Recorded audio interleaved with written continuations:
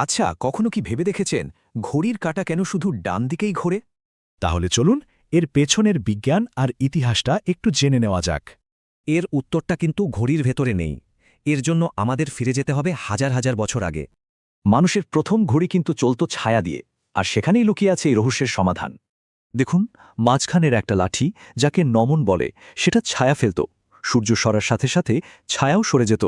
তো এই ছায়াটা কোন দিকে ঘুরবে সেটা ঠিক হতো আকাশে সূর্যের চলার পথ দেখে। যেমন উত্তর গোলার্ধে মানে মিশর বা গ্রিসের মতো জায়গায় সূর্য রোজ একটা নির্দিষ্ট পথেই চলত। আর এর ফলেই সূর্যঘড়ির ছায়াটা ঘুরত পশ্চিম থেকে উত্তর হয়ে পূর্ব দিকে। আর এই বাম থেকে ডানে ঘোরার ব্যাপারটাকেই সময় বয়ে যাওয়ার স্বাভাবিক নিয়ম বলে ধরে নেওয়া হয়। পরে যখন যান্ত্রিক ঘড়ি বানানো হলো, সেগুলো কিন্তু বানানো হয়েছিল এই উত্তর গোলার্ধেই। তাই নতুন কোনো নিয়ম না বানিয়ে ঘড়ি নির্মাতারা সূর্যঘড়ির ছায়ার ওই পরিচিত গতিটাই নকল করলেন। আর এভাবেই একটা সাধারণ ছায়ার চলন হয়ে উঠল সময় দেখার বিশ্বজোড়া নিয়ম। কিন্তু ভাবুন তো, প্রথম ঘড়িটা যদি দক্ষিণ গোলার্ধে বানানো হতো?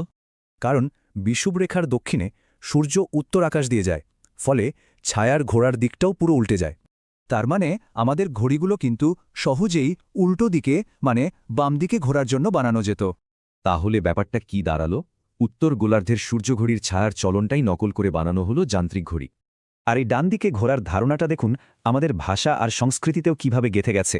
মানে দেয়ালের একটা সাধারণ ঘড়ি আসলে আমাদের সৌরজগতের বিশাল গতিবিধির কথাই মনে করিয়ে দেয়। একবার ভাবুন তো, এরকম আর কি কি জিনিস আছে যা নিছকই এক ঐতিহাসিক ঘটনাচক্রের ফল?